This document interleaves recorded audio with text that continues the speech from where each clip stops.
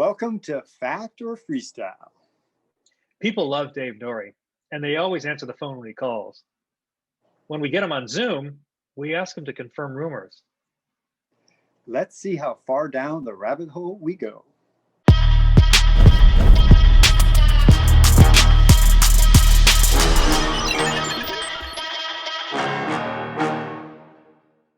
All right, so we got another segment here. There is this rumor. We ran this one by Pete before. Fact or Freestyle, the Jose Vendetta. Yeah, so both Joe and I had heard that Jose had this like hair up his butt, that he had invented the ground tail whip, like just the Flatland, stick your foot in the tire and do the tail whip. I invented that shit. You mean the Blyther whip? Yeah, the Blyther whip. And so apparently the reason that he had like such, Blyther got in the magazine, and Jose was so upset that he's like, I'm going to learn something that Blyther will never do. And he learned the backflip. And then he like did the first backflip at the show that I did with Brian at the Winter Nationals in Chandler. And that was 1985, I think. And I never saw any tension between the two. And Brian, like, obviously Brian would never have any reserve of any of that kind of, like, he said he just kind of was goofing around. It wasn't even a trick to him. He didn't even name it.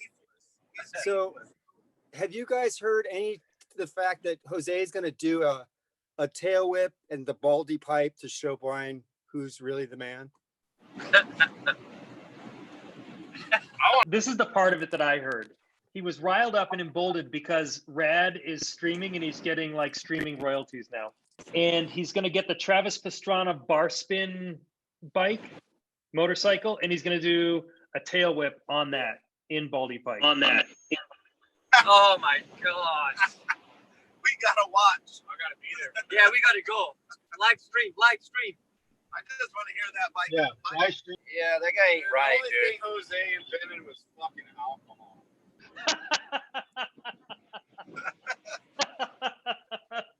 That's awesome. That fucking guy didn't invent shit. He didn't even invent the backflip. This lady in 1932 doing it. Yeah. That's right. That is Exactly. She did it on a fucking 32-inch sit fixing. Okay, so there's another part that I want to go around just to do another round table, okay? Fact or Freestyle, the Bob Harrow signature grip.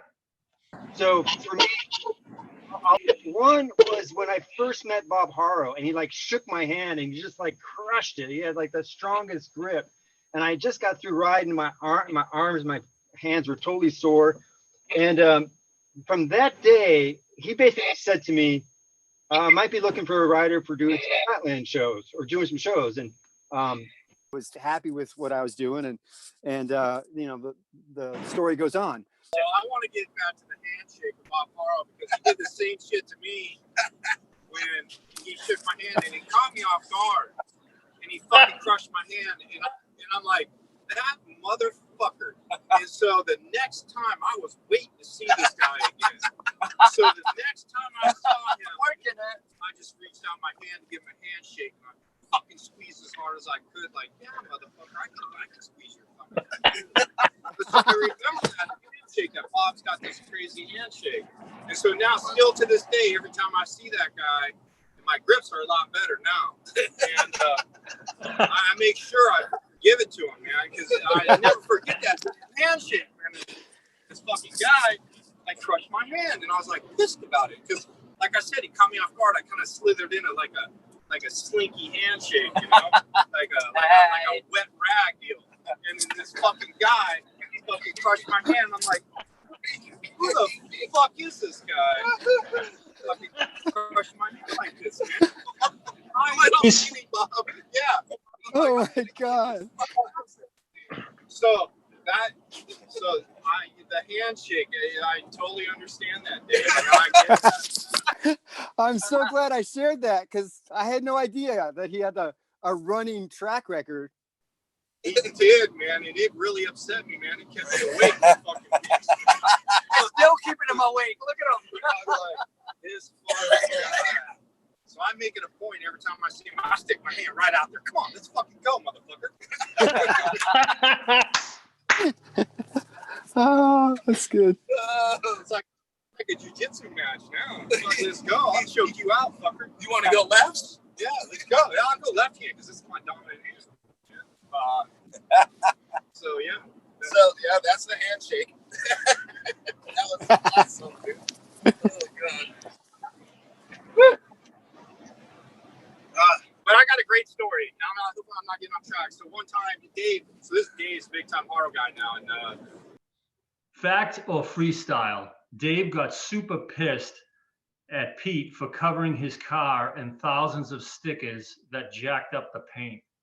Jason Park spent the night at my house. And I think Dave was over that night too, because you had that. What'd you have? A Cougar? What was that car Yeah. you had? Oh my God, I can't. Yeah, it was a Cougar. Yeah. And it broke down. So he had it parked at the gas station, like across the road from my house. And so Dave leaves, and Jason and I are kind of wrecked a little bit. And I had this pack, like the big pack of the chrome Bob Haro little stickers that were on the chainstay of the Haro bikes. It said Bob Haro in chrome. And so I had this massive pack of them. And I never thought I would ever have a use for them until a light went off in my head. And I'm like, hey, Jason, let's go fucking cover Dave's car in these stickers. So we went out there and we literally stickered the whole fucking car. It took us hours to do because they're little tiny stickers. And we covered the fucking car in these stickers. So I guess when Dave went to go pick up his car, the guy at the gas station was pissed at him because all these sticker backings were all over the fucking ground. Exactly. And then Dave took all the stickers off his car. I guess it'd been sitting for a little while. So when you took the stickers off, the car had faded some. So you had all these rectangle fucking marks on it. Dave was so goddamn mad at me. I thought we'd never be friends again. He was so fucking pissed. He's like, you fucker. You know, he's got a freckled up car. And I felt bad because I didn't think it was going to cause this much of a problem. For one, I never thought about the sticker backings like all over the ground in the guy's gas station. And he was pissed at Dave, and Dave had nothing to do with it. And then when Dave took him off, it fucking, you know, it's not like they had a great paint job anyway. No, that was the thing. It was because it was oxidized. The paint was already oxidized. So when you put it on, it just was there for a few days, I think, but it was sunny, you know, bright, sunny, just baked it on there. So I basically had like a square polka dotted car, you know, driving down the street. Oh, Jesus. So, but that was a cool car, man, because I remember the mirrors moved, all kinds of shit. The mirrors. Well, back then, an electric fucking mirror was like big time, man. Electric windows? Yeah. Well, I don't know if it had electric windows, but it was a cool car, man. Yeah, I liked it. Yeah. But anyway, That's awesome. I don't blame you. It had a little knob on the inside, but I don't. you Yeah. didn't even have to roll down the window. I don't blame you if you never forgive me for that, and I feel bad about it. It was fun, though. I'm so glad you shared the story. I have nothing on that anymore, but I know I was pissed at the time. I never heard that. That's good. That's brilliant. I guess that's what you can do, like, you know, when you call your friend a pussy or some shit like that, or you rip on him and shit, you do fucked up stuff with him. That just means how much you love him. That's what right. a good friend is. Paper stickers too. That really helps the relationship. Oh my God, those paper stickers! I've never been shy about how much I love Dave. And he and I go back. I might like you better if we bunny hop trash cans together. Oh my God. You guys started it all, man. Right on. Okay, I have another question. If no one else wants to jump in on the spiel about who's We forgot about. Yeah, well, maybe you forgot about it, or maybe you're just avoiding it. It's all good. You didn't ask the question. Okay. Who inspires you? Yeah. Oh, Mark Gonzalez and Natas Coppas. And Mike Buff. Because he jumped off the roof at the bicycle source. I always thought that was really cool. Really? Nice. Yeah, Yeah, that picture of the sequence of Mike Buff, the black and white of him jumping Yeah. off the bicycle source. I always thought that was badass. And then, you know, Jeff Watson, just looking at those pictures of Jeff Watson at Upland and stuff. To me, it's like, as far as imagery goes, I think Jeff Watson has some of the best. Because not only is it like super badass, but it's so old. He's on these super old like redline squarebacks and shit. And it's like, you can see he's got the old Rector like yellow knee pads and they're duct taped on. And dude, I just love those images of Jeff Watson, man. They're fucking amazing. Anyway, that's kind of... And you, Dave? Yeah, no. I honestly never looked at magazines or anything until I was in them, and my mom was subscribing. And it was weird. I just never really like looked up to anybody in a weird way. Like I just wanted to be in my own world and do my own thing. I guess I looked up to Evel Knievel because he went for shit, and that was my deal. I went for shit, but that was pretty much it. Like I didn't want to be like somebody else.